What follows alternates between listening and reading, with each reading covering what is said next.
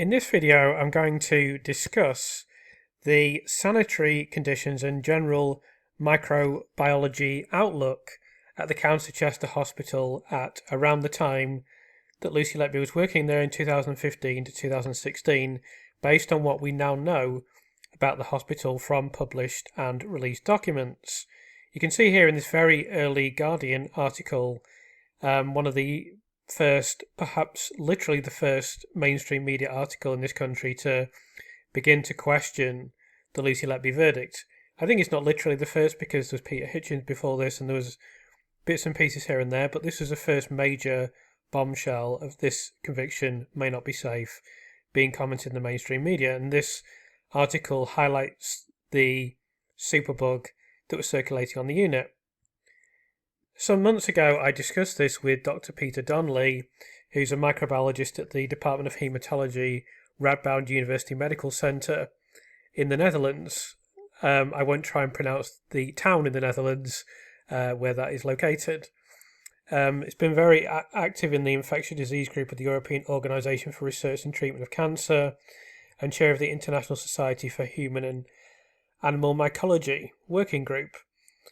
Very well qualified, very intelligent, very informed gentleman, and we discussed a lot about the environment at the hospital and a lot of the problems they were having and what the consequences of those problems may be. So this is almost a banal question, really, because clearly you don't want sewage in any form of building where there's going to be people. But how serious is it within a neonatal unit? Well, if it's raw sewage, it's going to be full of gut bacteria. Now, David Livermore touched on this. He said, well, the anaerobes, most of the 50% of any normal feces is bacteria. Yeah. And I know that because I used to filter it in order to get the bugs out. Yeah. So 50% is actually bacteria. So for every milliliter of feces, you have probably got 10 to the power 9, 10 bacteria.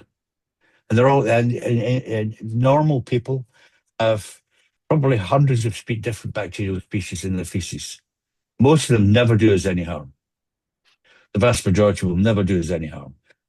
But there are some, and that is every one of us carries Escherichia coli. And the commonest cause of gram-negative bacterial infection in people, as in babies, is Escherichia coli. So that's a risk. That's absolute risk. If there's Pseudomonas also in the water system, it may well be in the sewage system as well, because once it's there, it forms a biofilm. The biofilm coats, yes, and sticks. They're very good at that. Bacteria are very good at that. They stick, boom, and then they shed bacteria continually, and they can survive in disinfectant. The only thing they won't survive is very hot, very hot conditions. In a normal water supply system, they can survive for ages. And they will survive round the tap as well because they like oxygen. They prefer oxygen. They don't need oxygen. They can survive off nitrates, but they prefer oxygen. So around the tap, they will proliferate and they will survive.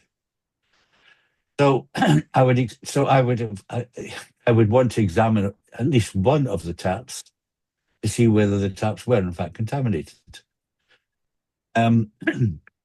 Denatrophomonas is a bit more, a bit less frequent, but it's a similar organism. Forms biofilms, it sticks on things, can survive in microcolonies and start shedding off as well. I answered your question, by the way. Oh, absolutely. And it doesn't really need an expert to say No. It's not a good thing to have sewage in a neonatal unit, but it's just good to get the details, really. I think it's extraordinary that it wasn't closed down. I can't see how, you mentioned David Livermore's thing of nappies on the ceiling. I mean, at that point, someone's got to take responsibility, haven't they? And nobody did. Nobody did. And that's why I'm saying is, one of the things you would want to know is, was there a formal complaint put in? Were management aware of this? Did management take any action? I have no idea. We Doesn't don't look know. like it. We don't know for sure. I mean, I've spoken to people, and they've told me there are systems in place in a hospital, because I sort of initially surmised that maybe the executives don't know. Maybe the pediatric team are keeping it to themselves rather than, dropping themselves in it, or I don't know. That's just, But there were parents going in there. yeah. I Well, cannot imagine all the parents were so cowed that they didn't mention this. I really can't imagine. I mean, well, I'm a bit mouthy, so I would definitely say something that I've done many times. I'm not intimidated by these people. why are the nappies attached to the ceiling, for example? Yeah, right. It's pretty odd. And if you see brown stains in the sink, you say, "What's this?" And You you can know? see, even in that video, I don't know how much you've watched it, but you can see the stains. Like, it's Yes, absolutely unbelievable. yes, You yes. can't believe it. You cannot believe it. No, that alone, that touches on the Glasgow business, the Queen Elizabeth Hospital, University Hospital. Now, ironically, it's a small world, but one of the whistleblowers, Penelope Redding, was a trainee medic when I worked in Gartnavel. At that time, she drove a sports car, but she was not someone you could easily intimidate. But she's broken by that, by the way she was treated. There was a story in the I think it's the Mail or the Daily Record where she says she was completely shattered by this, broken by this whole business. First of all, by not being taken seriously, and then being told to shut up and go away, none of your business, etc., etc., etc. Yeah, and that lets you know what the system is actually like. And now I suspect with multiple layers of management, it's even worse than it was before. Hmm. When I worked at the Hammersmith, they put new toilets in, which were supposed to reduce the risk of Pseudomonas. And they didn't. The builders put in normal toilets with water, a water reservoir at the bottom. And so I went to complain to the person who was the manager who was responsible. And he said to me, "Yeah, well, had I been staying, it would have been my problem, but I'm leaving next week, so it's not my problem." And I thought, yeah, that's exactly what's wrong with management. If they can pass the buck to someone else, they will. Hmm. You can see that I'm no great lover of the new management systems at all. Hmm. Yeah. Well, I know I was informed that there should be systems in place to ensure that management are informed of the situation, but we don't know whether or not that happened. What is clear is that no one took responsibility for Correct. this situation. There are always protocols in place. There are always things that, pick books where you what to do if X, Y, Z or happens, yeah? But first of all, people have to read them. Secondly, people have to understand them. And thirdly, people have to take action on them. Now, I'm sorry, but bureaucracies are not renowned for taking action if they can possibly avoid it. Hmm. Yeah? So they'll point to a book and say, yeah, we have it. Oh, yes, we have all the regulations in place. I mean, there are lots of examples of that in the Netherlands as well, which are very, very similar to what you see with the Countess of Chester Hospital and their attitude. I mean, the most recent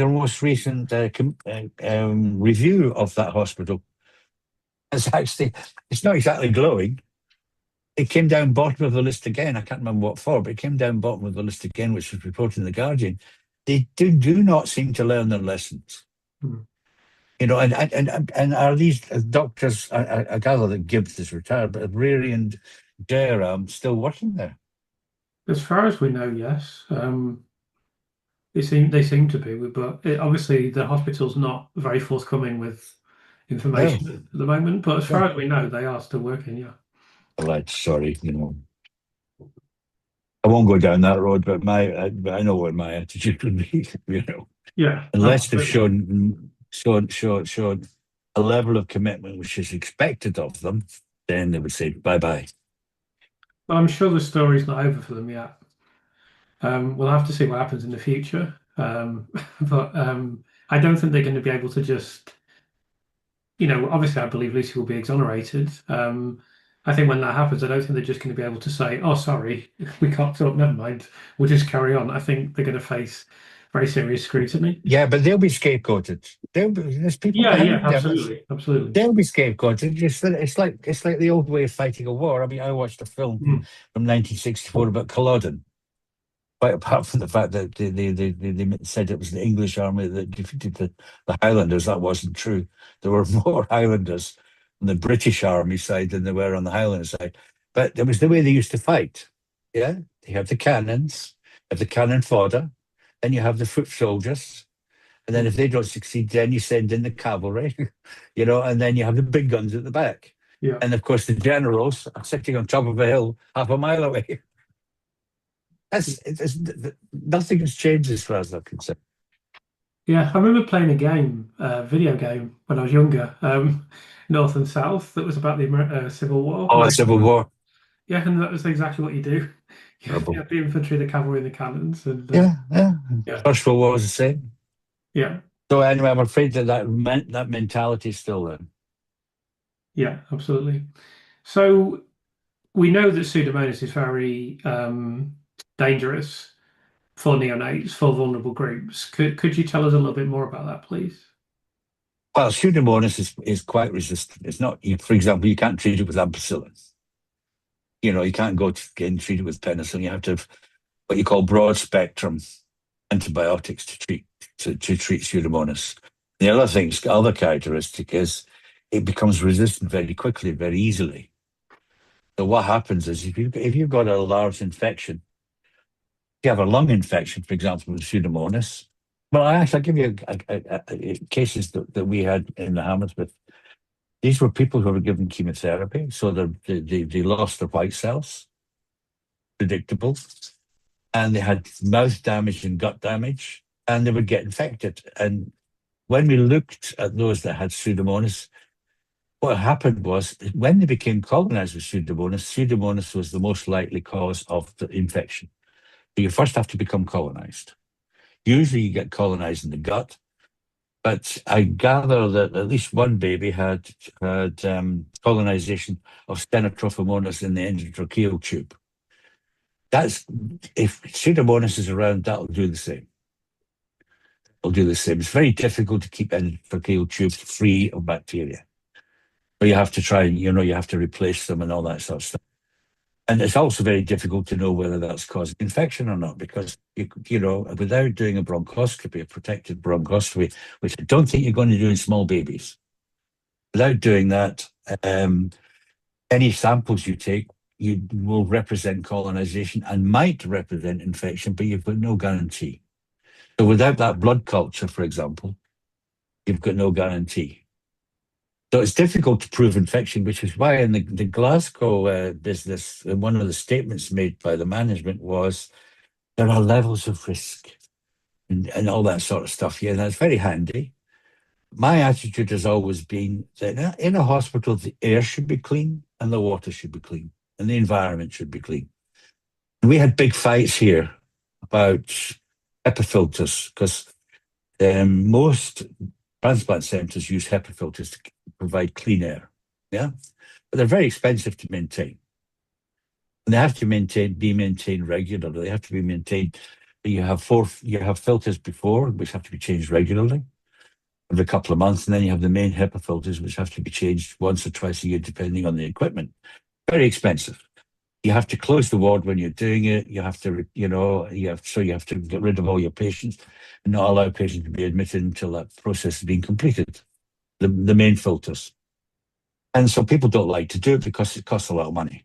It costs a lot of money to put them in, it costs a lot of money to maintain them and to replace them and also to renew them. Water is similar. I mean, most hospitals, especially multi-story buildings, will have water tanks on the top. And there are several risks. One of them is the Legionella risk. Yeah. So you would think that they'd be taking measures to filter the water in some way so that you're filtering out Legionella, any bacteria or yeast that come from bird droppings, because you get yeast infections from birds. You get and you'll get bacteria in their feces. So that'll all be in the water. You'll get fungus as well. Well, one would have thought with a high building like that, it would be filtered out. Now, the Cheshire looked like a flat building. I'm not sure what the water supply is. But it may be straight from the mains, or they may have a water reservoir somewhere. So there are several ways of dealing with that. One is to deal with it centrally, But another one is the end user. So you make sure, for example, your taps have got water filters on them, as I mentioned, your showers have got filters on them. They all cost money. But modern thinking suggests, and we've done that here at the Radboud, is intensive care departments have they have no sinks anymore. They're water free for the reason that the safest way of ensuring your patients don't get infected. Yeah. And the other thing about the neonatal unit there was, it seems to me, they had three rooms where you have four and 4 or 5 kids in the same room, pretty close together. So if one baby gets infected, it's quite easy for the other one to be infected, and you're relying on the nurses and the doctors continually washing their hands and disinfecting their hands, where necessary, wearing aprons, and gloves. So whenever you're finished, you get rid of them, and you disinfect your hands, and then you move on to the next baby. So there are a lot of risks in that unit, just from the information that I already have, without actually going in and checking it. Yeah. The other thing I used to do was I'd go in and check. In modern hospitals have vinyl floors, and so if you run your finger along the edge, and they had used these polishing machines. I don't know what they did for cleaning at the Countess of Chester Hospital, but they spray fluid with a rotating brush, and it ends up against the wall. And if you run your fingers along it, it's always full of skin scales and debris. And that should be cleaned regularly. And if it's not, that's also a potential source of infection. Filters in your ceiling is a potential source as well. So that should be known and checked. And there should have been regular checks on that. And there should be records of those checks. And, either nobody asked or nobody wanted to know, or they don't exist. I don't know. Because these are higher risk individuals. Absolutely. So another thing I wanted to ask you about with regards to Pseudomonas is that there was certainly close to endemic sepsis on this unit, with 9 of the 17 infants being linked with sepsis from the indictment. And I know there's a relationship between Pseudomonas and sepsis. Could you discuss that a little Okay. bit? Sepsis is a term which is loosely used, which I've always avoided. Okay. The reason is very simple. Sepsis is defined by your temperature, your blood pressure, and the presence, for example, of CRP, C-reactive protein, so that has to be elevated, the temperature has to be elevated, or it can be below 35 degrees. If you can be hypothermic and hyperthermic, and your blood pressure and your pulse. Yeah. Now, I don't know what the definitions are in infants. I do believe they have a scoring system for measuring the severity of sepsis. But sepsis is best described as your body's response to some trigger which causes inflammation. And one of the things that causes inflammation is infection.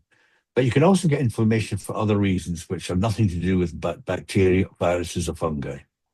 One of them is chemotherapy, for example, but none of these babies would have had chemotherapy. Another one is you could have an organ that's damaged, like the liver could be damaged. Yeah, and you can have an organ that's damaged, which causes inflammation, which causes what people would call sepsis. But if you think you're faced with sepsis, those babies should have been investigated for sepsis as best you can by taking blood cultures. But again, you've got that problem with tiny babies not getting enough blood for blood cultures. And in fact, some hospitals have a protocol that if they expect 5 to 10 mils of blood from a child, from a baby, yeah, so in the protocol. If they don't get that, they don't deal with the blood culture. They reject the blood culture as being insufficient. Now, I got into an argument once with a doctor when she was screaming at the pediatrician down the telephone. So I said, "Come with me." And we walked down to the neonatal unit. And I said, "Did you tell me how you're going to get 10 mils out of that poor little infant? I dare you to. If you're going to give news like that to someone, never do it over the telephone. Go down and see what the problem is. Go outside your lab, in other words, which has always been my habit. You go and look, you can often find the explanation. And then you can come to some kind of figure out a way of an alternative way of investigating that poor infant. So, so sepsis is the body's response to a trigger, which is usually infection, but it need not necessarily be infection. And Pseudomonas can cause infection, and Stenotrophomonas. But also it could be E. coli as well. The baby is, these were all premature babies, not all, but the premature babies is unlikely. Babies with cesarean section is also unlikely to have picked up the E. coli from the mothers. Normally we get our flora when you go through the birth canal. We then get the flora that populates our mouths and our guts from the mother. And that works out fine mostly, yeah? There was one baby, I can't remember which one it was, the woman who was in labour for, was it 36 hours or something like that? Where they said she should have been given antibiotics according to the hospital protocol. That's correct. I've checked it up. She should have been given antibiotics. She wasn't. Yeah. The baby should have been given antibiotics. It wasn't. And now that's a case where there should have been cultures from the mother and the baby when the baby was born. Surface cultures, or fecal cultures, even rectal cultures, that were sent to the lab, and then they should have been examined for group B streptococcus. And we don't know whether that was done or not. And that's one of the first questions I would ask was, did you do that? And if you did that, if you took the sample, what was the result in the sample? And if they said group B streptococcus, said, you know that the mortality due to group B streptococcus pretty high in infants, yeah, which is why we give them prophylactic antibiotics. So that was a clear failure of protocol. I wish baby it was baby C, I think, mate. I think it's baby D where they failed to give antibiotics. Yeah. That's a baby D. Yeah. Yeah. So yes, but it's all about risks, minimizing risks. I mean, somebody told me, my wife was in intensive care, and if I'd gone in intensive care and found shit on the floor, sorry, all hell would have broken loose. Nothing would have stopped me from. I would have even taken her out. You know what I mean? It would have been that bad. Yeah. So no, I don't understand that at all. I mean, I just kind of reflect on my own times where I've been to hospital, obviously not in a working capacity, but either visiting or in hospital myself. And I was always so careful with, washing my hands, and because I knew if a bug gets into a hospital, it can be calamitous, even for adults. So I wouldn't have thought this was possible if I hadn't observed it myself. It just seems surreal that this was allowed to happen. I mentioned my sense of smell. When I went into hospitals or nursing homes and I smelled urine or shit, alarm bells went. Yeah, there was a breakdown in hygiene, basic hygiene, somewhere along the line.